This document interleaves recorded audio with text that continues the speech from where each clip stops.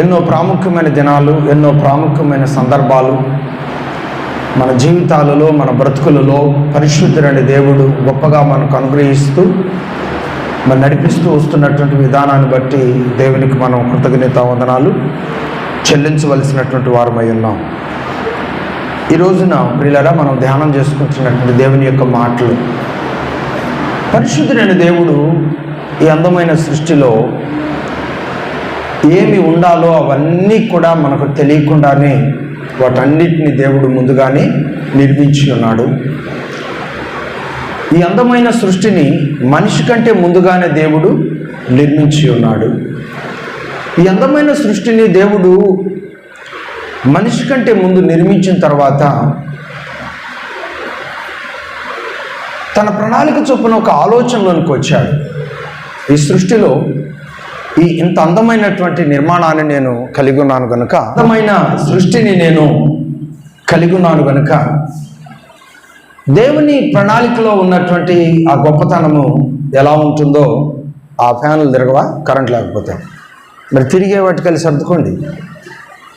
Okay, సరే, okay. ఇంత అందమైన సృష్టిలో నా జ్ఞాపక, నా ప్రణాళిక ఉండాలని దేవుడు ఉద్దేశించి తండ్రి, కుమార, పరిశుద్ధాత్మ ముగ్గురు కలిసి ఒక నిర్ణయం తీసుకున్నారు. ఆ నిర్ణయం ఏంటంటే, నా పోలిక చొప్పున మనిషి ఉండాలి. ఆ మనిషిని తయారు చేసిన తర్వాత తనకంటూ ఒక సాటి అయిన సహకారి ఉండాలి అని చెప్పి దేవుడు ఆదామును, అవ్వను, వారి ఇరువురిని కూడా ఈ లోకములో ఈ అందాల సృష్టిని పరిపాలించటానికి, దేవుని ప్రణాళికల చొప్పున ప్రభువుని స్తుతించటానికి దేవుని ఉద్దేశంలో దేవుడు వారి ఇరువురిని కూడా సృష్టించి తయారు చేసి ఏకశరీరులుగా చేసినట్లు దేవుని వాక్యం తెలియజేస్తూ ఉంది. వీళ్ళరా వారితోనే ఆ ప్రణాళిక ముగింపు రాకుండా ఉండాలని దేవుడు ఏం చేశాడు? మీరు ఈ భూమి మీద ఫలించి అభివృద్ధి చెంది భూమిని నింపండి. ఎవరి ద్వారా నింపాలంటే మనుషుల ద్వారా భూమిని నింపాలి అని దేవుడు తన ప్రణాళిక చొప్పున వారికి ఆ వాగ్దానాన్ని ఇచ్చాడు. వీళ్ళ దేవుని ప్రణాళిక చొప్పున, దేవుని వాగ్దానము చొప్పున దేవుడు వారి ఇరువురు ద్వారా కొన్ని బలహీనతలు సంభవించాయి, కొంత చరిత్ర ఉంది. అవన్నీ కూడా మనం ఇప్పుడు జ్ఞాపకం చేసుకోవటం లేదు. కానీ దేవుని ప్రణాళిక చొప్పున దేవుడు ఈ లోకంలో వారి ద్వారా మనుషుల యొక్క ఉత్పత్తిని ప్రారంభించాడు. అంచెలంచెలుగా ఒకరి ద్వారా ఈ సృష్టిలో ఎంతోమంది ప్రజలను దేవుడు పుట్టించాడు. అయితే వారి యొక్క ఆలోచన విధానాలను నెరవేర్చుకుంటూ ఉన్నారంట. వివిధ రకాలైన తంత్రాలను మనుషులు కలిగి ఉండి దేవుడు ఏర్పాటు చేసిన విధానం, దేవుడు ఎన్నుకున్నటువంటి విధానాన్ని మనుషులు మర్చిపోయారంట. అందుకొరకాయ దేవుడు చాలా బాధించాడు, దేవుడు చాలా బాధపడ్డాడు. ఈ ప్రజల యొక్క ఆ మార్పులేని స్థితి, తిరుగుబాటు చేసినటువంటి స్థితిని బట్టి దేవుడు బాధపడి ఈ ప్రజలందరినీ కూడా జలప్రళయం ద్వారా ముంచివేయాలని ఆలోచన చేస్తూ ఉన్నప్పుడు దేవుడు అన్నాడు, నోవాహు నువ్వు వెళ్ళి ప్రజలకు తెలియచేయి, ఒక ప్రళయం రాబోతుంది. ఆ ప్రళయం నుండి తప్పించుకోవాలంటే మీరందరూ కూడా నేను నిర్మించబోతున్నటువంటి ఓడలోనికి మీరు ప్రవేశించవలసినటువంటి వారై ఉన్నారు. ఆకాశంలో నుండి వర్షం రాబోతుంది, భూమిలో నుండి నీరు ఉబుకబోతుంది అని చెప్పి తెలియజేస్తూ ఉన్నప్పుడు నోవాహును హేళన చేశారు, అవమానపరిచారు. అయినప్పటికీ కూడా వారే వస్తున్నారు, పనిచేస్తున్నారు. అయినప్పటికీ కూడా నోవాహును పిచ్చివానిగా భావించి నానా విధాలుగా నోవాహును మాట్లాడటం ఇక్కడ మనం గమనిస్తూ వస్తున్నాం. కానీ నోవాహు ఉద్దేశం ఏంటి? దేవుడు ఏది చెప్తే ఆ విధానాన్ని అనుసరిస్తూ నోవాహు అడుగులు ముందుకు వేస్తున్నాడు. నోవాహు చెప్పినట్లుగా ప్రజలకు చెప్తుంటే ప్రజలేమంటున్నారండి? నోవాహు చెప్పినట్లుగా దేవుడు ప్రజలకు చెప్తా ఉంటే వింటున్నారమ్మా? ప్రజలేమంటున్నారు? నోవాహును పిచ్చివానిగా భావించారు. నోవాహు ఏంటి, ఏమేమేమి చెప్తున్నాడు? ఆకాశంలో నుండి నీళ్లు వస్తాయని చెప్తున్నాడు, భూమిలో నుండి నీళ్లు వస్తాయని చెప్తున్నాడు. ఏంటి నోవాహు సొంత మాటలు చెప్తున్నాడు. నోవాహుకు మెంటలు వచ్చాయి, నోవాహు ఏంటి అలా మాట్లాడుతున్నాడు అని చెప్పి ఎన్నో మాట్లాడారు. ఈరోజు ప్రియులరా, దేవుని బిడ్డలైన వారు కూడా దేవుని బిడ్డల కొరకు అందించబోతున్నటువంటి దేవుని వాక్యాన్ని బట్టి వారి పట్ల దేవుడు ప్రేరేపించినటువంటి కొన్ని విషయాలను తెలియజేస్తూ ఉంటే నమ్మిన వారేమో విశ్వసించి దేవునికి వందనాలు చెల్లించి అనుసరిస్తున్నారండి. నమ్మని వారేమో అనుమానించటం, అపహాసించటం, అవహేళన చేయటం, ఈ విధంగా సమాజంలో మనం గమనిస్తూ ఉన్నాం. ప్రియులరా, వ్యవస్థను దేవుడు ఆశీర్వదించాడు. వ్యవస్థ దేవుని మహిమ కొరకు నిలవాలని, నడవాలని, వర్ధిల్లాలని దేవుని యొక్క ఉద్దేశమై ఉన్నది. కానీ వ్యవస్థ అంతా కూడా దేవుని పట్ల తిరుగుబాటు చేసిందిగా ఉన్నది. నోవాహు ఓడను కట్టాడు.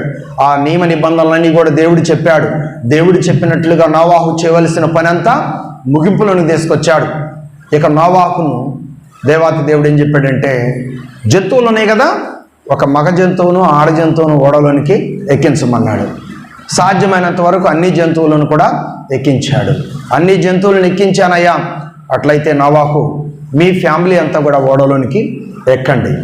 ఒకసారి ప్రజలకు మరొకసారి తెలియచేయి, చివరిసారిగా మరొకసారి ప్రజలకి తెలియచేయి. వారు గనుక నీ మాట విని ఓడలోనికి వెక్కితే వారు కూడా సురక్షితంగా రక్షించబడతారు. ఒకవేళ నీ మాట ఎవరో వినలేదనుకోండి, తలుపు వేసేసాయి, జరగవలసిందంతా జరిగిపోతుందని దేవుడు చెప్పాడు. చివరిసారిగా కూడా ప్రకటన చేశాడు. ఎవరో వినలేదు, వెంటనే దేవుడు చెప్పినట్లుగా నోవాహుకు తలుపు వేసేశాడు. ఏమండి, పైనుంచి వర్షం వస్తూ ఉంది, భూమిలో నుంచి నీళ్లు ఉబ్బుకుతూ ఉన్నాయి. ఆ విధంగా 40 రాత్రులు 40 పగళ్ళు భయంకరమైనటువంటి నీరు ఉపక్తిని ఆ దేవుడు అక్కడ పుట్టించాడు.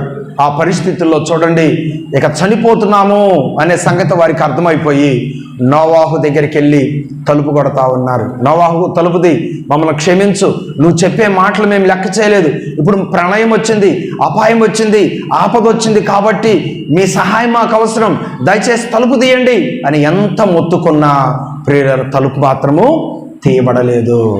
ఒక నోవాహు కుటుంబం ఓడలోనికి ఎక్కినటువంటి జంతువులు తప్ప మిగతా వారందరూ కూడా జల సమాధి చేయబడ్డారు. వినండి, మనిషి జ్ఞానము ఎంతవరకు ఉపయోగించుకోవాలో అంతవరకే ఉపయోగించుకోవాలండి. ఈ రోజున మనుషుడు దేవుని కంటే గొప్ప వ్యక్తిగా భావిస్తూ ఉన్నాడు. మీకు ఒక విషయం తెలుసా? ఉన్నతంగా చదువుకొని ఉన్నతంగా శాస్త్రవేత్తలైన వారు ఎవరికి లోబడుతున్నారండి? దేవునికి లోబడుతున్నారు. ఈ మిడిమిడి జ్ఞానంతో ఉంటారు చూడండి, సారం లేని జీవితాలను కలిగి ఉంటారు.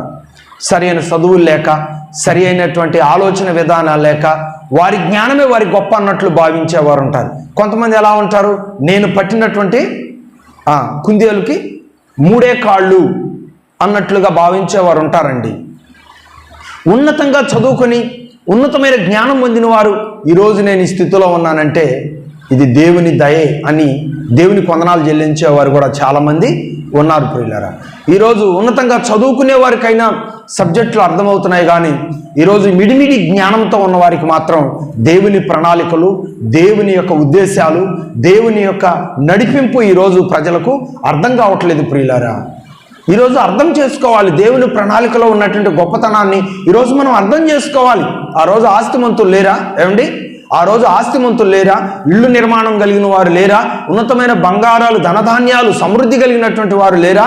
ఆ జలప్రళయంలో వారు సంపాదించిందంతా ఏమైపోయింది? కొట్టుకొని పోయింది నీటిలో. వాళ్ళ ప్రాణాలు ఏమైపోయాయి? ఏమంటే నీళ్ళల్లో మునిగి వాళ్ళ ప్రాణాలు పోగొట్టుకున్నారు.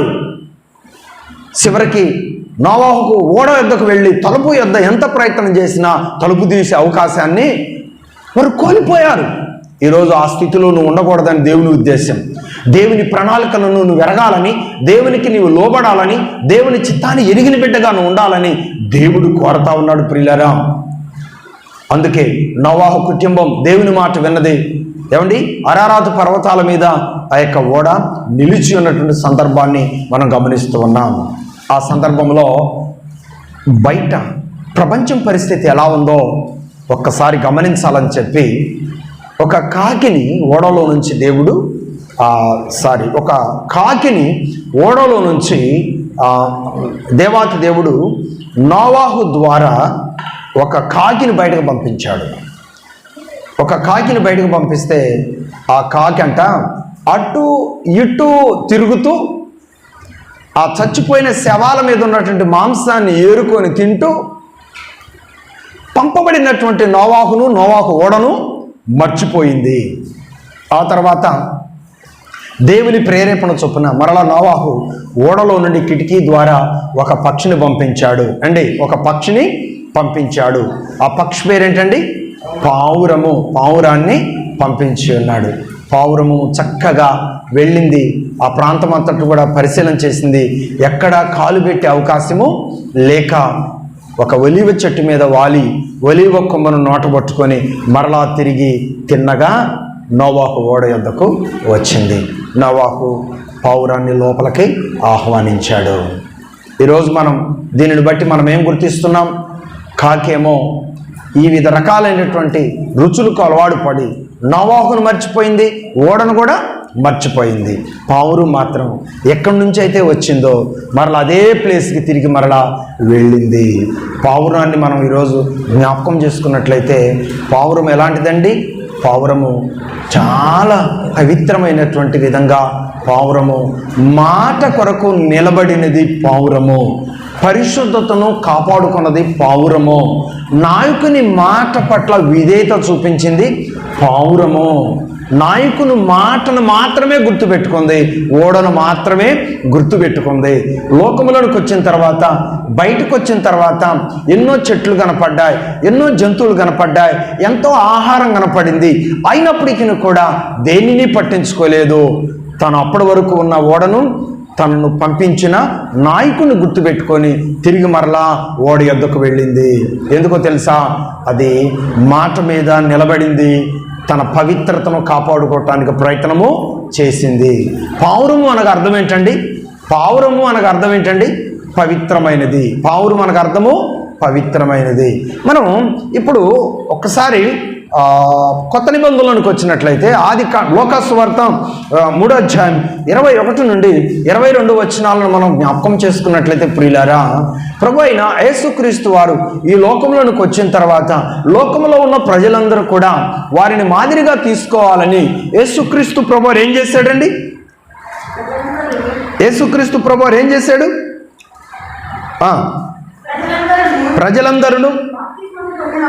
ప్రజలందరూ బాప్తిస్మం పొందినప్పుడు యేసు కూడా బాప్తిస్మం పొంది ప్రార్థన చేయుచుండగా ఆకాశము తెరవబడి పరిశుద్ధాత్మ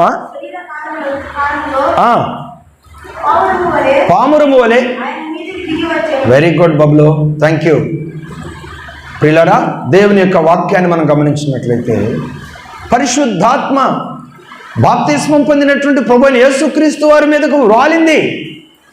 ఆ పరిశుద్ధాత్మ ఏ రూపంగా ప్రభువైన యేసుక్రీస్తు వారి మీదకు వాలిందండి? పావురం రూపంగా వాలింది. పావురము దేనికి సాదృశ్యం అండి? ఈ వాక్యాన్ని బట్టి మనం గమనించినట్లయితే పరిశుద్ధాత్మకు సాదృశ్యం. ఈ రోజున అలనాడు పరిశుద్ధతలో నిలకడగా ఉన్నటువంటి పాత నిబంధన కాలంలో నోవాహు ఓడలో నుండి వచ్చినటువంటి పావురము కొత్త నిబంధనలోనికి వచ్చినట్లయితే ప్రభువైన యేసుక్రీస్తు వారు బాప్తిస్మం పొందిన తర్వాత ఆయన పరిశుద్ధతను కాపాడటానికి ఎల్లప్పుడూ ఆయనతోనే ఉండి ఈ లోకంలో మానవ జీవితాన్ని ఆయన ముగింపు వరకు ఆయన పరిశుద్ధతను ఎప్పటికప్పుడు కాపాడుతూ ఆయనను వెంబడిస్తూ వచ్చింది పావురము. అదే పరిశుద్ధాత్ముడు అని ఇక్కడ మన వాక్యం ద్వారా గమనిస్తున్నాం. అలనాడు పాత నిబంధనలో తన పరిశుద్ధతను కాపాడుకున్న పావురము కొత్త నిబంధనలోనికి వచ్చేసరికి ప్రభువైన యేసుక్రీస్తు వారి ద్వారా పరిశుద్ధతను రుజువుపించింది. ఈ రోజున దేవుని యందు భయభక్తులు కలిగినటువంటి మనందరం కూడా ఈ నడిపింపులో ఉన్న గొప్పతనాన్ని ఒకసారి అర్థం చేసుకోవాల్సిందిగా దేవుని వాక్యం తెలియజేస్తూ ఉంది.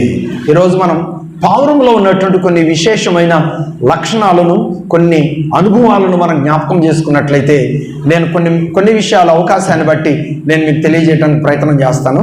శ్రద్ధగా వినటానికి మీరు సిద్ధంగా ఉండాలని ప్రభుపేట నేను కోరుతా ఉన్నాను.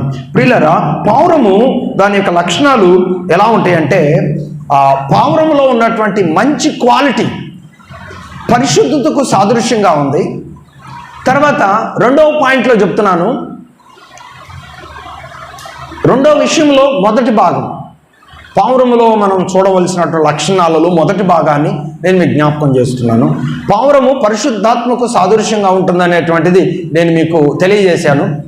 ఆ వివరణలోనికి వచ్చేసరికి మొట్టమొదటి మాట ఏంటంటే, పావురము కలిగి ఉన్నటువంటి ఒక ప్రత్యేకమైన లక్షణం ఏ జంతువు కలిగి ఉండలేదు.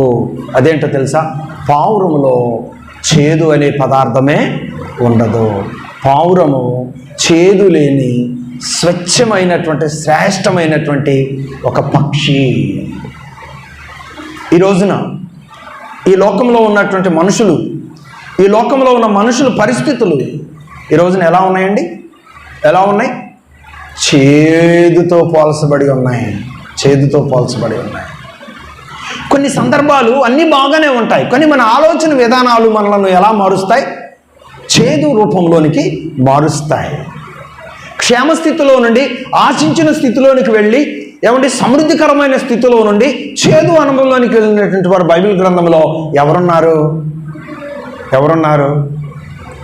ఒకసారి ఆలోచన చేయండి. ఏమైనా మీకు గుర్తొస్తారేమో. దేవుని వాక్యం మీకు జ్ఞాపకం చేస్తాను. రూతు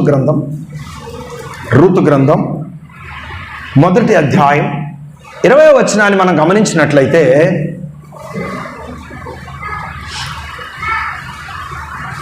అంటే మనుషులు వారి శరీరంలో చేదును కలిగి ఉంటారు. ప్రతి జంతువులో కూడా చేదు ఉంటుంది, కానీ ఒక్క పావురంలో మాత్రమే చేదు ఉండదు, పరిశుద్ధంగా ఉంటుంది. కాబట్టి అలనాడు దేవాతి దేవునికి అర్పణలు అర్పించేటప్పుడు ఎక్కువగా పాత నిబంధన కాలంలో ఏమి యూజ్ చేసేవాళ్ళండి? పేదవాళ్ళు అయితే పావురములను, గువ్వలను యూజ్ చేసేవాళ్ళు. వాటన్నింటిలో కూడా శ్రేష్టమైన అర్పణ పావురము అని మనం జ్ఞాపకం పెట్టుకోవాలి. ఓకే, ఆ వాక్యాన్ని చదివినట్లయితే,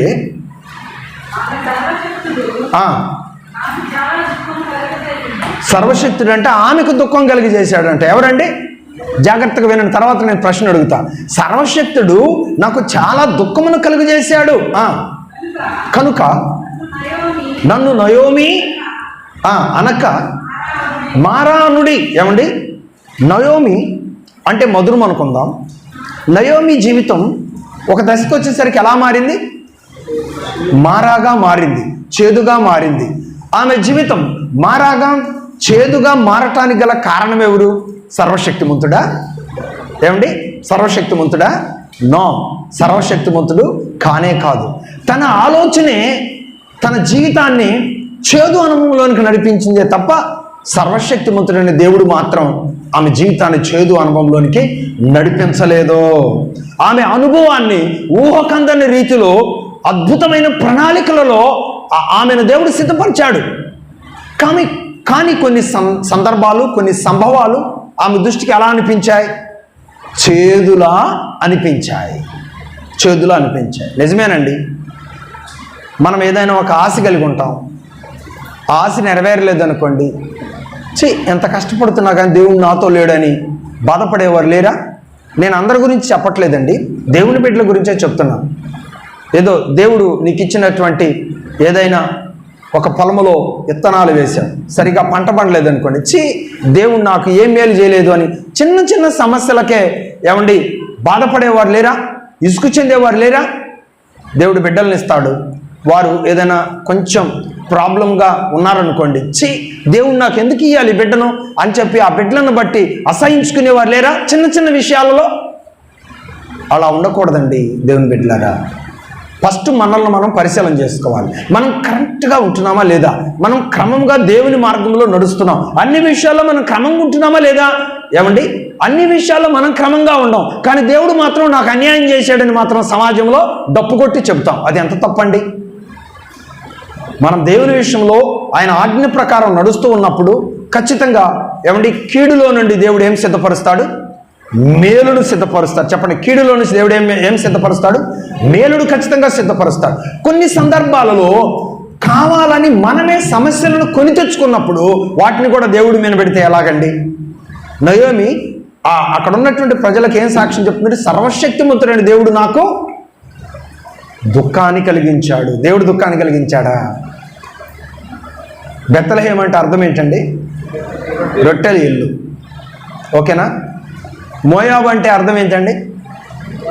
మోయాబు అంటే అన్యజనుల ప్రాంతం. మోయాబు అంటే అన్యజనుల ప్రాంతం. బెత్లెహేములో సమృద్ధి ఉంది, కాకపోతే కొంచెం సమృద్ధి తగ్గింది. కొంచెం సమృద్ధి తగ్గినప్పటికీ కూడా ఆల్ ది బెటర్, సమస్య లేదు, హ్యాపీగా లైఫ్ను కొనసాగించే సౌకర్యం మాత్రం బాగానే ఉంది. కానీ నయోమికి ఆ విధానం నచ్చల. నేను ఎంతకంటే లగ్జరీ లైఫ్ అనుభవించాలి, బెత్లెహేములో నుండి నేను మోయాబు ప్రాంతానికి వెళ్ళాలి అని చెప్పి తలంపును మార్చుకుంది ఎవరు? దేవుడు మార్చాడా? నయోమి మార్చుకుందా? చెప్పండి. నయోమియే మార్చుకుంది. తన కుమారులను, తన యజమానుని మోయాబు ప్రాంతానికి తీసుకెళ్ళింది. సరే, వెళ్తే వెళ్ళావు, నీ కుమారులకు వివాహం చేసుకునేటప్పుడైనా మీ స్వజనులో ఉన్న వారికి సంబంధించినటువంటి వివాహం చేయాలి కదా.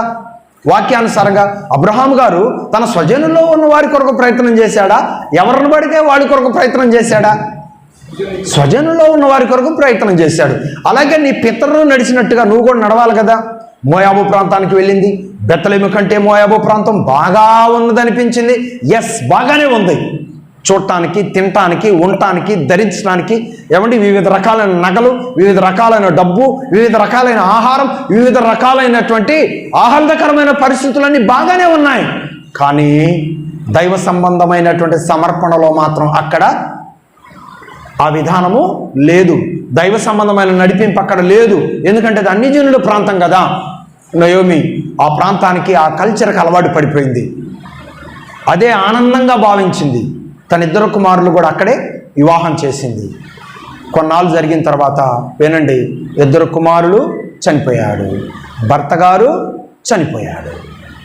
ఇప్పుడు విషాదకరమైన ఛాయలు ఆమె కుటుంబాన్ని అమ్ములుకున్నాయి. అలాంటప్పుడు తనకు ఒక నిర్ణయం వచ్చింది. ఏంటంటే, ఇక నేను ఈ కొంచెం జీవితం కూడా ఇక్కడే రాలిపోతే నాకు ప్రయోజనం ఏముంది, తిరిగి నా ప్రాంతానికి నేను వెళ్తానని చెప్పి తన ఇద్దరు కోడలను పిలుచుకుంది. నేను నా ప్రాంతానికి వెళ్తున్నాను, మీరు ఇక్కడే ఉండి మీ జీవితాలను మీరు జీవించున్నప్పుడు. ఓర్ప అనే ఆమెమో చక్కగా స్నేహంతో కౌగిలించుకొని వదిలిపెట్టి వెళ్ళిపోయింది. రూతు అనే ఆమె మాత్రం నయోమిని విడిచిపెట్టలేదు. నీ దేవుడే నా దేవుడు, నీ జనమే నా జనము, నీ ప్రజలే నా ప్రజలు, నువ్వు ఎక్కడ మరణిస్తే నేను కూడా అక్కడే మరణిస్తానని చెప్పి ఏమీ ఆశించకుండా, స్వార్థం లేకుండా ఏమండి అత్తను వెంబడించింది. వెళ్ళేటప్పుడు ఆనందంగా వెళ్ళింది. అక్కడి నుంచి తిరిగి మరలా బెత్లెహేము వచ్చేసరికి ఎలా ఉంది తన జీవితం అంతా? చాలా గంభీరమైనటువంటి విషాదకరమైన ఛాయలతో నింపబడి ఉన్నది. పిల్లరా, దేవుని ప్రణాళికలు ఎలా ఉంటాయి తెలుసా? కంటికి కనపడవు, చెవికి వినపడవు, హృదయానికి గోచరము కావు. ప్రారంభంలో తన తెలివితేటల చొప్పున ఆశీర్వాదాన్ని పోగొట్టుకొని లోక సంబంధమైన ఈవులను ఆశించి వెళ్ళిపోయింది. నష్టాలు పాలైంది, కష్టాలు పాలైంది. మరలా తిరిగి మారు మనసు పొంది ఎక్కడి నుంచి అయితే వెళ్ళిపోయిందో తిరిగి మరలా అక్కడికే రావటం జరిగింది. తను కలిగి ఉన్నటువంటి ఆ మంచి మనసును బట్టి దేవుడు ఆమెను ప్రేమించాడా లేదా? తప్పిపోయిన కుమారుడు తండ్రిని విడిచి వెళ్ళాడు. తిరిగి మరలా తండ్రి ఇంటికి వచ్చినప్పుడు తండ్రి ఆ కుమారుని ప్రేమించాడా లేదా? కుమారుడు తండ్రికి ఇవ్వాల్సిన గౌరవాన్ని, తండ్రి కుమారునికి ఇవ్వాల్సిన గౌరవాన్ని అక్కడ అనుభవించారా లేదా? అనుభవించారు. అలాగే నయోమి తన మనసు మార్చుకొని తిరిగి మరలా తన స్వస్థానానికి వచ్చినప్పుడు దేవుడు ఆమెను మర్చిపోలేదు.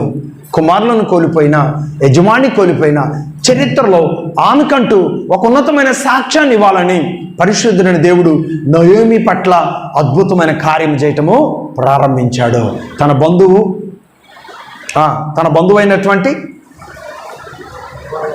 బోయాజు పొలములో పెరగేరుకునే విధంగా వెళ్ళటం, బోయాజు ఆమె మంచి ప్రవర్తన గమనించటం, తర్వాత బోయాజుతో నయోమి మాట్లాడటం, తర్వాత వాళ్ళిద్దరికి వివాహం చేయటం, వాళ్ళిద్దరి ద్వారా దేవుడు వంశావళిని ప్రారంభించటం. ఆ వంశావళి యెషయి నుంచి దావీదు దాకా రావటం, దావీదు వంశావళిలో నుండి ప్రభువైన యేసుక్రీస్తు వారి భూలోకంలో జన్మించటం. చూడండి, రూతు ఒక మంచి నిర్ణయంతో తిరిగి మరలా బెత్లెహేముకు వచ్చినందున దేవుడు రూతును మర్చిపోయాడా? అతను వెంబడించడం వలన దేవుడు నయోమిని మర్చిపోయాడా? ఏమండి, ఇక్కడ మనం గుర్తుపెట్టుకోవాల్సిన పాయింట్ ఏంటంటే, పోగొట్టుకున్నాం కానీ మరలా తిరిగి దేవుని యొద్ద మనం నిలకడగా ఉంటే ఎంతైతే నువ్వు పోగొట్టుకున్నావో అంతకంత అద్భుతంగా దేవుడు తిరిగి మరలా విలువైన ఘనతను, విలువైన సాక్ష్యాన్ని, విలువైన సమృద్ధిని, విలువైన నడిపింపును ఇవ్వగలిగిన దేవుడు మన ప్రభు అయిన యేసుక్రీస్తు వారు. దేవునికి స్తోత్రం. దేవుని యొక్క ప్రణాళిక ఎంత గొప్పగా ఉన్నదో ప్రియులారా గుర్తుపెట్టుకోండి. నేను దేవుని చిత్తాన్ని ధిక్కరించి దేవుని చిత్తము లేని ప్రాంతానికి వెళ్ళాను. అక్కడ కష్టాలు నష్టాలు జరిగినప్పటికీ కూడా తిరిగి మరలా దేవుని వాగ్దానంతో కూడిన ప్రాంతానికి వచ్చాను కనుక దేవుడు నా పట్ల నేను ఊహించని రీతిలో గొప్ప ప్రణాళికలను దేవుడు జరిగించాడు అని చెప్పి నన్ను చేదు అనండి అని పలికినటువంటి ఆమె ద్వారానే దేవుడు ఈ రోజున చరిత్రలో నిలిచిపోయే సాక్ష్యాన్ని నిలబెట్టాడు. ఈరోజు మనము కూడా దేవుని బిడ్డలంగా మన యొక్క ఆత్మీయతను, మన యొక్క నమ్మకత్వాన్ని, మన యొక్క భక్తి జీవితాన్ని మన వర్ధిల్లను కొలది మనం కాపాడుకుంటూ ఉన్నట్లయితే దేవుడు ఎప్పుడు మన చేయి విడిచిపెట్టడు అనే వాస్తవాన్ని ఈరోజు మనం గమనించాలని ప్రభుపేట నేను తెలియజేస్తున్నాను. ఉన్న దాంట్లో తృప్తి చెందకుండా, ఏమండి, నీ మనసుకు నచ్చినట్లుగా నువ్వు ఆలోచిస్తూ అడుగులు ముందుకు వేస్తూ బాధలు, ఏమండి, భారాన్ని మీదేసుకొని దేవుడు ఏదో నిన్ను అన్యాయం చేసినట్టుగా దేవునికి ఇవ్వాల్సిన ప్రాధాన్యత దేవునికి ఇవ్వకుండా నీ సొంత నిర్ణయాలను నువ్వు అప్లై చేస్తూ ఉంటే దేవుని తప్ప మన తప్ప? చెప్పండి. దేవుడు ఆశీర్వదిస్తాడు. ఆ ఆశీర్వాదంతో తృప్తి చెందరు. ఆ ఆశీర్వాదం కంటే ఇంకా 10 రెట్లు నేను అభివృద్ధి చెందాలని ప్రయత్నం చేస్తూ దేవుని ప్రణాళికల్లో నిలిచి ఉండరు, నమ్మకత్వంలో నిలిచి ఉండరు. ఇది దేవుని చిత్తమా, మన యొక్క సొంత నిర్ణయాలతో కూడినటువంటి నడిపింప? నయోమి దేవుని చిత్తంలో శ్రమలు ఎదుర్కొందా, సొంత ఆలోచన వలన అడుగులు ముందుకు వేయటం వలన శ్రమలు ఎదుర్కొందా? చెప్పండి. దేవుని చిత్తాన్ని మించి సొంత ఆలోచనల వల్ల అడుగులు ముందుకు వేయటాన్ని బట్టి నయోమి చాలా నష్టాన్ని చవి చూడవలసిన పరిస్థితి ఏర్పడింది. కాబట్టి ఆమె చేదుగా తన నోటి ద్వారా సాక్ష్యాన్ని పలకటం ఇక్కడ మనం గమనిస్తున్నాం. ప్రియులారా, ఈ లోకంలో ప్రతి మనిషి శరీరంలో చేదును కలిగి ఉన్నాడు. ఆత్మీయంగా పాపం అనే చేదును కలిగి ఉన్నాడు. ఈ శరీరంలో ఉన్నటువంటి చేదును, పాపం అనే చేదును మనలో నుండి తొలగించడానికి ప్రభువైన యేసుక్రీస్తు వారు ఈ లోకానికి వచ్చాడు. ప్రభువైన యేసుక్రీస్తు వారు ఆయన మరణము ద్వారా, రక్తాన్ని చిందించడం ద్వారా పరిశుద్ధులుగా మార్చే ఒక గొప్ప అద్భుతమైన కార్యాన్ని దేవుడు మన జీవితంలో జరిగించాడు. పావురం ఏ విధంగా అయితే చేదు లేకుండా జీవిస్తూ వచ్చిందో అలాగే ఈరోజు ప్రభువైన యేసుక్రీస్తునందు విశ్వాసం ఉంచి బాప్తిస్మం తీసుకొని ఆయన రక్తం ద్వారా కడగబడి ఆయన పరిశుద్ధతలో నిలిచి నడిచే వారందరూ కూడా దేని నుంచి దూరమైనట్టు? పాపం అనే చేదు నుండి దూరమైనట్టు.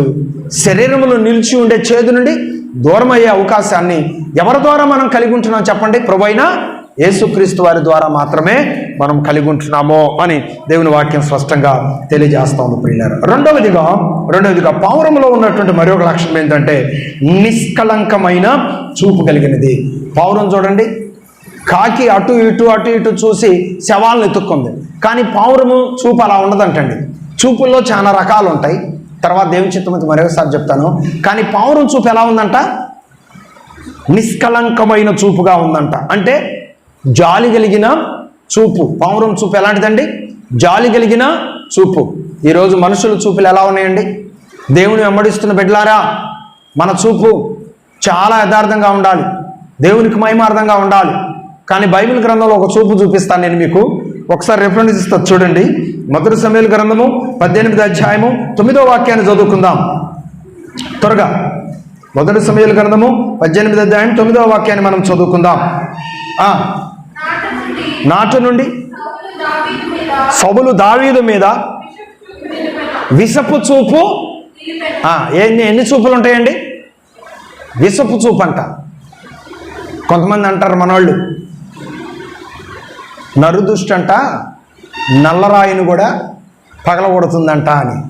అంటే కొంతమంది దృష్టిలో దోషం ఉంటుంది, కరెక్టే.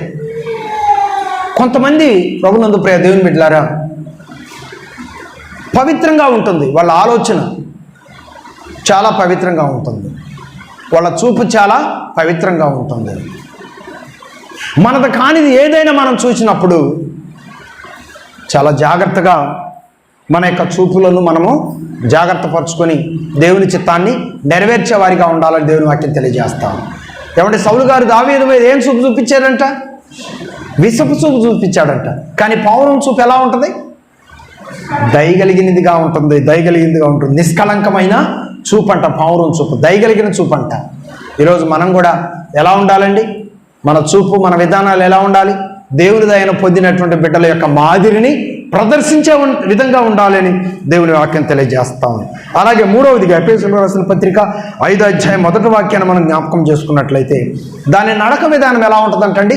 తిన్నగా ఉంటుందంట. దాని నడక విధానము తిన్నగా ఉంటుందంట. వంకర టింకర్లు ఉంటుందంట అండి. పావురము యొక్క నడక విధానం తిన్నగా ఉంటుందంట. అలాగే మన నడక విధానం కూడా ఎలా ఉండాలి? తిన్నగా ఉండాలి. ఏమండి, వంకరలు టింకర్లుగా నడిచే పద్ధతులన్నింటినీ కూడా మనం దూరం చేసుకొని మన యొక్క విధానం అంటే తిన్నగా ఉండాలంటే. ఎఫెసీయులకు రాసిన పత్రిక 5వ అధ్యాయం 1వ వాక్యం. ప్రియులైన పిల్లల వలె దేవుని పోలి, అదండి మన నడక ఎలా ఉండాలి? దేవుని పోలి నడుచుకోవాలి. పౌరు నడక ఎలా ఉంటుంది? తిన్నగా ఉంటుంది. మరి మన నడక ఎలా ఉండాలి? దేవుని బిడ్డలో అయిన వారి యొక్క నడక దేవుని పోలి నడుచుకునేది విధంగా ఉంటుంది. దేవుడేమన్నాడు? నేనే మార్గమును, నేనే సత్యమును, నేనే జీవమునై ఉన్నాను అని దేవుడు తన వాక్యం ద్వారా తెలియజేస్తున్నాడు. కనుక మనలను ఎవరు నడిపించాలి చెప్పండి? దేవుడే మనలను నడిపించాలి. కొన్ని సందర్భాలలో సొంత నడక నడవడానికి ప్రయత్నం చేస్తాం, దేవుని ప్రణాళికలకు దూరం అయిపోతాం. దేవుని యొక్క చిత్తానుసారమైన నడక ఏం చేస్తే మనలను ఆయన ప్రణాళికలలో నిలబెట్టి నడిపిస్తుంది. నడిపించు నావా నడి సముద్రమున దేవా, నవ జీవన మార్గమున నా జన్మ తరింప. నడిపించు నావా లోతైన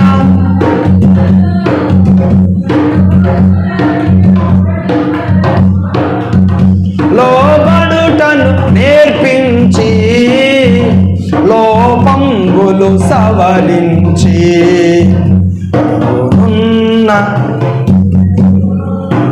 లోతైన నా బ్రతుకు పించని అర్పణగా సజేయుమయా. నడిపించు నావా. దేవునికి స్తోత్ర. ఏమంటే సముద్రంలో నావ నడుస్తున్నప్పుడు అటు గాలి ఇటు గాలి కొడతా ఉన్నారు, ఊగుతూ ఉంటుంది. కానీ ఏ గాలి లేకపోతే ఏ మార్గంలోనైతే వెళ్ళాలనుకుంటుందో ఆ మార్గంలో చక్కగా వెళ్ళిపోతుంది. అలాగే మన మార్గాలు ఎలా ఉండాలి? దేవుని నడిపింపు చొప్పున మన మార్గాలు ఉండాలని దేవుని వాక్యం తెలియజేస్తాం. తిన్నగా నడుస్తుంది పావురం. అలాగే మన మార్గాలు కూడా ఎలా ఉండాలి? తిన్నగా ఉండాలి. పాయింట్ 4వ పాయింట్ ఏంటంటే పావురము ఏది పడితే తింటుందా? ఏది పడితే అది శ్రేష్టమైన ఆహారము తింటుంది. అలాగే ఈరోజు మనం ఆహారం తింటున్నాం, శారీరక సంబంధమైన ఆహారం. తినగలిగేది ఏదైనా మనం తింటాం. అది శారీరక సంబంధమైన ఆహారం. శ్రేష్టమైన ఆహారం పావురం ఎలా తింటుందో మనం కూడా శ్రేష్టమైన ఆత్మీయ ఆహారం పట్ల ఎప్పుడూ ఆశ కలిగి ఉండాలి. శారీరక సంబంధమైన ఆహారం నచ్చింది తింటాం, అది ప్రాముఖ్యమైన విషయం కాదు. కానీ శ్రేష్టమైన దేవుని యొక్క ఆత్మీయ ఆహారం పట్ల మనం ఆశ కలిగి ఉండాలని దేవుని వాక్యం తెలియజేస్తాము. ఈ మాటలు ఎక్కడ ఉన్నాయి? బైబిల్ గ్రంథంలో ఎహెజ్కేలు గ్రంథంలో ఈ మాటలు స్పష్టంగా ఉన్నాయండి. ఎహెజ్కేలు గ్రంథం 3వ అధ్యాయం 3వ వచనంలో ఏముందండి? దేవుని యొక్క ఆహారాన్ని, దేవుని యొక్క వాక్యాన్ని మనం ఆహారంగా మనం భుజించేదానికి ఎప్పుడూ ఇష్టపడాలని దేవుని వాక్యం స్పష్టంగా తెలియజేస్తూ ఉంది. అలాగే యోహాను సువార్త 6వ అధ్యాయము 51వ వచనాన్ని మనం జ్ఞాపకం చేసుకున్నట్లయితే శరీర సంబంధమైన ఆహారం కూడా ఇక్కడ రాయబడి ఉన్నది. ఓకే, ఈ 2 వాక్యాలు చదువుతారా త్వరగా? ఎహెజ్కేలు గ్రంథం 3వ అధ్యాయం 3వ వచనం. నరపుత్రుడా, నేను ఇచ్చుచున్నా ఈ గ్రంథమును, అదండి ఈ గ్రంథాన్ని మనం ఆహారంగా తీసుకోవాలి. ఏమండి, ప్రతిరోజు ఆహారం ఎలా తీసుకుని బలం పొందుతామో ఆత్మీయంగా మనం బలవంతులుగా ఉండాలంటే ఏం చేయాలి? ప్రతిరోజు జీవవాక్యాన్ని మనం తీసుకోవాలి. తీసుకోవటం అంటే చదువుకోవాలి, ధ్యానించాలి. అలాగే యోహాను సువార్త 6వ అధ్యాయం 51వ వచనం. యోహాను సువార్త 6:51. పరలోకము నుండి దిగి వచ్చిన జీవాహారము. రెండో మాట అండి, వాక్యము పరలోకములో నుండి వచ్చిన ఆహారమే. మరి మనం తీసుకునే బల్లపాత్ర పరలోకంలో నుండి దేవుడు అనుగ్రహించిన ఆజ్ఞ. గుర్తుపెట్టుకోండి, దేవుడు అనుగ్రహించిన ఆజ్ఞ. ఇప్పుడు చెప్పండి, పావురం ఏ ఆహారం తింటుంది? శ్రేష్టమైన ఆహారం తింటుంది. ఇప్పుడు మనం శ్రేష్టమైన ఆహారముగా దేవుడు మన పట్ల ఎంచిన ఆహారం ఏంటి? ఆత్మీయంగా దేవుని యొక్క వాక్యం. అలాగే దేవుడు మనకు అప్పగించినటువంటి ప్రభురాత్రి భోజన సంస్కారంలో ఉన్నటువంటి ఆ ప్రత్యేకతలలో ఉన్న విలువలను మనం గ్రహించి శ్రేష్టమైనటువంటి ఆత్మీయ ఆహార అనుభవాలలో ముందుకు నడవాలని దేవుని వాక్యం తెలియజేస్తాం. ఐదవదిగా పావురము కలిగి ఉంటున్నటువంటి శ్రేష్టమైన మరి ఒక లక్షణం ఏంటంటే సహవాసము కలిగి ఉంటుంది. సహవాసము కలిగి ఉంటుంది. ఏ సహవాసం కలిగి ఉంటుంది? ఏ సహవాసం కలిగి ఉంటుంది? కలిసి ఉంటాయి. పావురం చూడండి, వివాహమైన తర్వాత ఒక స్త్రీ ఒక పురుషుడు దేవుని యొక్క ఆజ్ఞ ప్రకారం ఎలాగైతే ప్రమాణపూర్వకంగా భార్యాభర్తలుగా వారు ఏకీభవిస్తారో ఆ విధానం ప్రాణం ఉన్నంత వరకు కొనసాగిస్తారు. కలిసి బ్రతుకుతారు, కలిసి జీవిస్తారు, కలిసి బిడ్డలను కంటారు, కలిసి వ్యవస్థను అభివృద్ధి చేస్తారు. ఇది ఎవరిచ్చిన వాగ్దానం? చెప్పండి, ఎవరిచ్చిన వాగ్దానం? ఈ వాగ్దానాన్ని ఎప్పుడు నేను జ్ఞాపకం చేశాను? మీకు మొట్టమొదటిలోనే జ్ఞాపకం చేశాను. ఈ కలిసి జీవించే విధానంలో మనం ఎల్లప్పుడూ దేవునికి కృతజ్ఞతలు చెల్లించాలని దేవుని వాక్యం తెలియజేస్తాం. ఈ అనుభవాలు మనం ఎవరిలో నేర్చుకుంటున్నాం? పావురములో నేర్చుకుంటున్నాం. పావురము జతగట్టినటువంటి పావురముతో జీవితకాలం అంతా కలిసి నడుస్తుందంట. అలాగే ఈ లోకంలో జీవించిన మానవ జీవితంలో ఈ శరీర సంబంధమైన వివాహ బంధంలో ప్రవేశించిన తర్వాత ఆ బంధము, ఆ బాంధవ్యాన్ని ఎన్ని కష్టాలైనా, నష్టాలైనా, శ్రమలైనా, ఇరుకులైనా, ఇబ్బందులైనా చూడండి, సంవత్సరం అయిన తర్వాత భార్య భర్త ప్రమోషన్లోకి వెళ్ళిపోతారు. ఏంటి ఆ ప్రమోషను? తల్లి తండ్రి అనే ప్రమోషన్లోకి వెళ్తారు. తల్లి తండ్రి అనే ప్రమోషన్ తర్వాత ఏ ప్రమోషన్లోకి వెళ్తారు? ఏమండి? నాయనమ్మ తాతయ్య అనేటువంటి ప్రమోషన్లోనికి వెళ్ళిపోతారు. ఆ ప్రమోషన్ అయిపోయిన తర్వాత తాతల ముత్తాతల ముని తాతలు అన్నీ అయిపోయిన తర్వాత ఏమండి పెద్దవారు వృద్ధులు అనే ప్రమోషన్లోనికి వెళ్ళిపోతాం. ఈ విధంగా మానవ జీవితంలో కలిసి ఉంటూనే దశలు మారుతూ ఉంటుంది మన బ్రతుకు. అంతే కదమ్మా, దశలు మారుతూ ఉంటుంది. ఏమండి, మొట్టమొదటిగా విడివిడిగా ఉన్నవారు వివాహం ద్వారా భార్యాభర్తలుగా ఏకీవించిన తర్వాత ఏ దశలోనైనప్పటికీ కూడా ఒకరి పట్ల ఒకరికి విలువైనటువంటి గౌరవమును కలిగి జీవించడం ఎప్పుడూ నేర్చుకోవాలని ప్రభుపేట నేను తెలియజేస్తున్నాను. ఈరోజు వ్యవస్థను మనం గమనించినట్లయితే వివాహం కాకముందేమో కొంతమంది మగపిల్లలు 1 సంవత్సరం పాటు 2 సంవత్సరాలు ఎమడించి వివాహం చేసుకుంటారు. వివాహం చేసుకున్న తర్వాత ఏమండి వాళ్ళను నానా విధాలుగా మాట్లాడుతూ వాళ్ళని దూరం చేసుకోవడానికి ప్రయత్నం చేస్తారు. ఇది ఎవరి బుద్ధి? మానవుల బుద్ధి. వివాహం చేసుకునేటప్పుడు ఒక రకమైన మనసు ఉంటుంది. వివాహం అయిన తర్వాత పరిస్థితులు మారిన తర్వాత ఒక రకమైన మనసు ఉంటుంది. వివాహం చేసుకునేటప్పుడు ఇద్దరు సంపాదన పరులు అయి ఉండొచ్చు. వివాహం అయిన తర్వాత ఒకరి సంపాదన తగ్గొచ్చు, ఒకరి సంపాదన పెరగవచ్చు. అయినప్పటికీ కూడా ఒకరినొకరు కించపరచుకోవడానికి ఎప్పుడు ప్రయత్నము చేయకూడదు. సమానత్వంతో చక్కగా గౌరవించుకుంటూ ఒకరొకరు ముందుకు కొనసాగుతూ కృతజ్ఞతా భావంతో అడుగులు ముందుకు వేసే ధన్యకరమైన జీవితాన్ని ఈ లోకంలో ఏమండి వివాహమైనటువంటి వారు కుటుంబ సభ్యులు బాంధవ్యంతో అడుగులు ముందుకు వేయాలని దేవుని వాక్యం తెలియజేస్తా ఉంది. ప్రియులారా, పాయింట్ 5లో ఏం చెప్పాను? సహవాసము. ఏ సహవాసం అది? భార్యాభర్తలతో కూడిన సహవాసం కావచ్చు. రెండవదిగా దేవునితో కూడినటువంటి సహవాసం కావచ్చు. దేవుని దగ్గరకు వచ్చిన తర్వాత కొన్ని సమస్యలు ఏర్పడతాయి, సంఘాల్లో కొన్ని సమస్యలు ఏర్పడతాయి. అందును బట్టి ఆమె వస్తుందిగా, అందుకని నేను ఆ సంఘానికి రాను, మరి ఒక సంఘానికి పోతానంటారు కొంతమంది. ఏమంటే భూలోకములోనే మనుషులనే ప్రేమించలేని నీవు పరలోకములో దేవుణ్ణి ఏం ప్రేమించగలుగుతావు? చూడలేని దేవుణ్ణి ఏం ప్రేమించగలుగుతావు? అందుకొరకాయ చాలా జాగ్రత్తగా ఈ యొక్క వివాహ వ్యవస్థను కొనసాగించుకోవడానికి ప్రయత్నించాలి. వివాహం అయిన తర్వాత కొన్ని రోజులు, కొన్ని సంవత్సరాలు గడిచిన తర్వాత ఒకరి సమస్యలు ఒకరికి అర్థమవుతాయి కదా, ఇంకా కించపరిచేదానికి ప్రయత్నం చేస్తూ ఉంటారు. భార్య ఏమో భర్తను కించపరచడానికి ప్రయత్నం చేస్తూ ఉంటుంది, భర్త ఏమో భార్యను కించపరచడానికి ప్రయత్నం చేస్తూ ఉంటుంది. పర్సనల్గా ఏదైనా చిన్న చిన్న సమస్యలు ఉన్నప్పుడు అది ఇంట్లోనే పరిష్కరించుకోవాలి. సమాజంలో మాత్రం ప్రాణం ఉన్నంత వరకు వాల్యుబుల్ సభ్యులుగా, సమాజానికి ఒక విలువైనటువంటి కుటుంబముగా, ఒక మాదిరికరమైన విధంగా కనిపించి దేవునికి మహిమార్థంగా జీవించే అనుభవాలలో నిలబడాలని దేవుని వాక్యం స్పష్టంగా తెలియజేస్తూ ఉంది. అలాగే దేవునితో మనం కలిగి ఉండే సహవాసం, అపోస్తలుల బోధ యందును, రొట్టె విరుచుట యందును, సహవాసం యందును, ప్రార్థించుట యందును వారు ఎలా ఉన్నారంటండి? ఎడతెగక ఉన్నారంటండి. కుటుంబంలో భార్యాభర్తలు శారీరకమైనటువంటి అన్యోన్యతలో క్రమంగా ఉండాలి. అలాగే ఆత్మ సంబంధమైన దేవునితో కూడా మన సహవాసాన్ని ఎల్లప్పుడూ జాగ్రత్తగా కాపాడుకోవటానికి ప్రయత్నము చేయాలి. వర్ధిల్లినప్పుడు ఒక రకమైన మనసు ఉంటుంది, తక్కువలో ఉన్నప్పుడు ఒక రకమైన మనసు ఉంటుంది. గుర్తుపెట్టుకోండి, నువ్వు తక్కువలో ఉన్నప్పుడు ఎలాంటి కృతజ్ఞత భావం కలిగి ఉన్నావో, నువ్వు ఎంతగా వర్ధిల్లినప్పటికీ కూడా నువ్వు వర్ధిల్లిన కొలది దేవుని పట్ల అదే కృతజ్ఞతా భావాన్ని కలిగి ఉండాలి అని దేవుని వాక్యం తెలియజేస్తాం. ఈరోజు చాలామంది ఏమండి, ఒక నెలకి ఒక 10,000 రూపాయలు సంపాదించే ప్రాయంలో వచ్చినప్పుడు ఒక 1000 రూపాయలు ఇవ్వగలుగుతారు. నెలకి ఒక 20,000 సంపాదించే ప్రాయంలోకి వచ్చేటప్పుడు ఒక 2,000 ఇవ్వగలుగుతారు. నెలకి 30-40 సంపాదిస్తున్నారు అనుకోండి, 4,000 5,000 ఇవ్వటానికి ప్రాణం ఒప్పుకోదు. కానీ అసలు సిసలైన పరీక్ష అదే.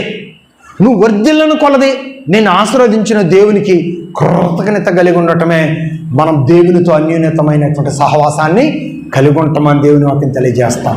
ఏమంది, మనుషులతోనైనా దేవుని దగ్గర అయినా పేసీలు వచ్చేది ఎక్కడో చెప్పండి? పేసీలు వచ్చేది ఎక్కడ? డబ్బు కాడేనండి. పేసీలు వచ్చేది డబ్బు కాడు.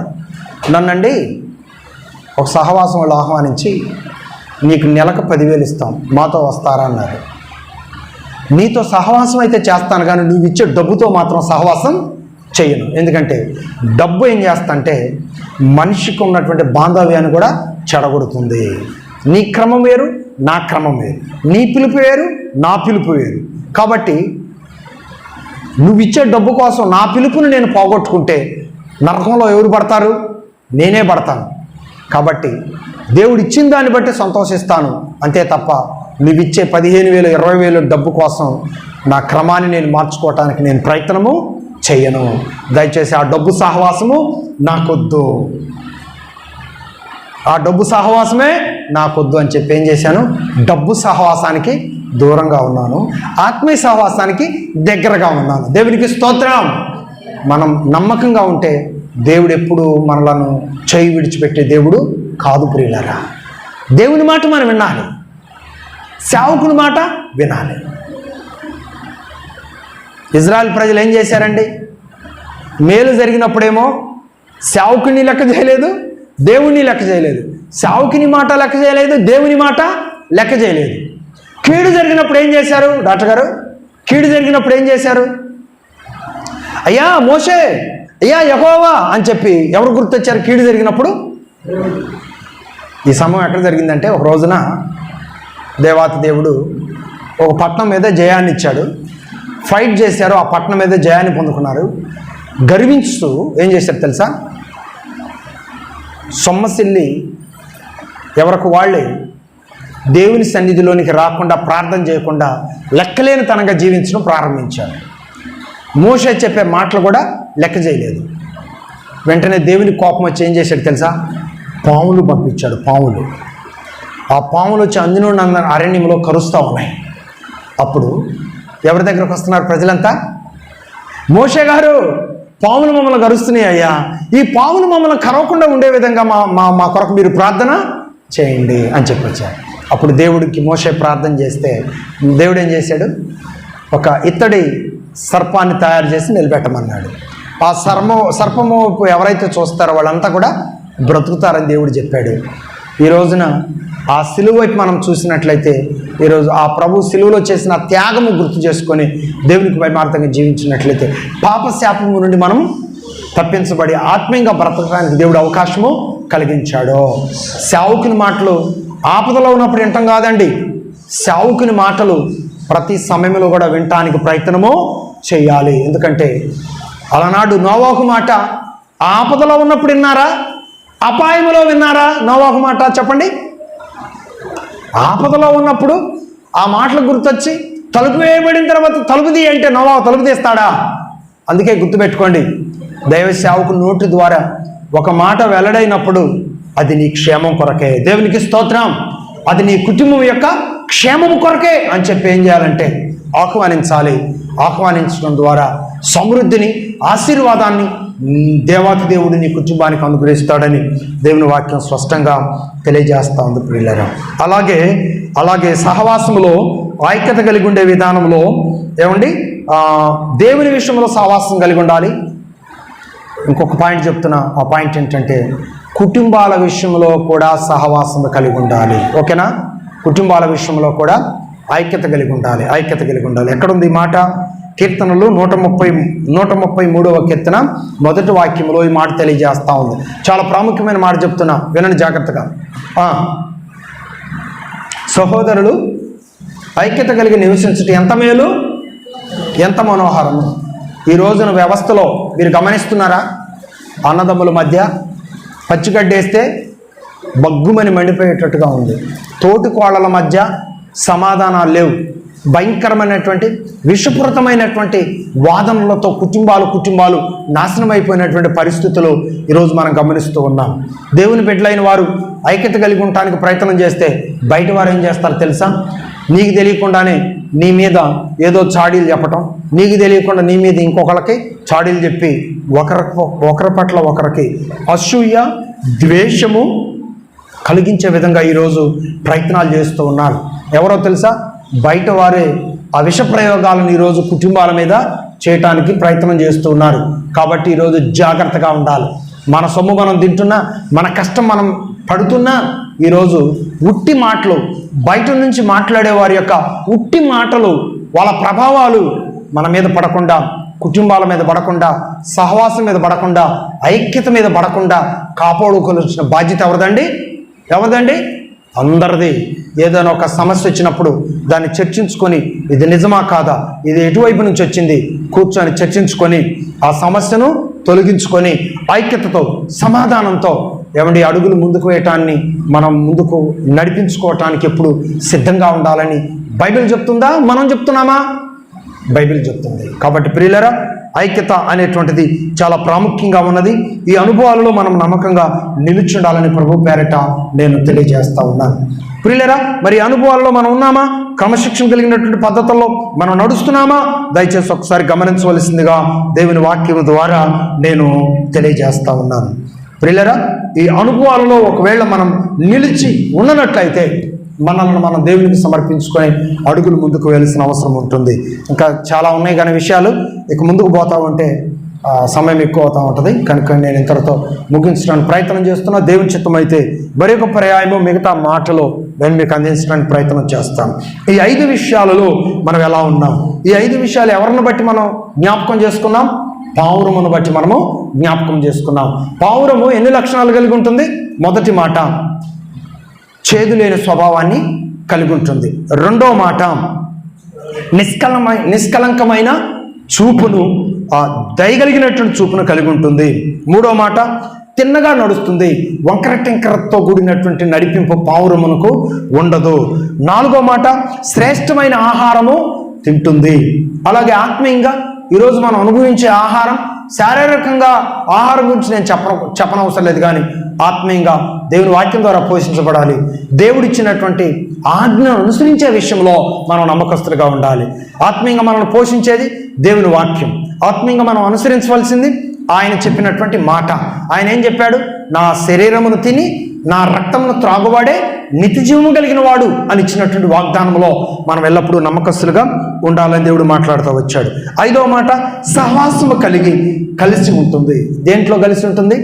పావురము తను ఏ పావురముతోనైతే జతగడుతుందో ప్రాణం ఉన్నంత వరకు ఆ పావురంతోనే జీవిస్తుంది, ఆ పావురంతోనే గుడ్లు పెడుతుంది, ఆ పావురంతోనే పిల్లలను తయారు చేస్తూ తన సాక్ష్యాన్ని కాపాడుకుంటుంది.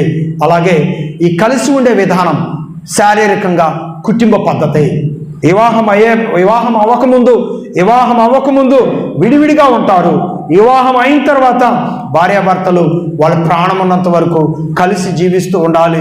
వారి సాక్ష్యాన్ని, ఐక్యతను, ఆప్యాయతను కాపాడుకుంటూ ముందుకు కొనసాగుతూ ఉండాలి అని దేవుడు ఇచ్చినటువంటి శ్రేష్టమైన ఈ వాగ్దానాలను మీ యొక్క ఆత్మీయ జీవితానికి ఆశీర్వాదకరంగా మార్చుకోవాలని మరి ప్రభు పేట నేను మీకు తెలియజేస్తూ మరి ఈరోజు మరి ఘనమైనటువంటి వివాహ శుభదినాన్ని పురస్కరించుకొని దేవునికి వందనాలు చెల్లించినటువంటి ఆ కుటుంబాన్ని మనం జ్ఞాపకం చేసుకొని దేవునికి వందనాలు చెల్లిస్తున్నాము.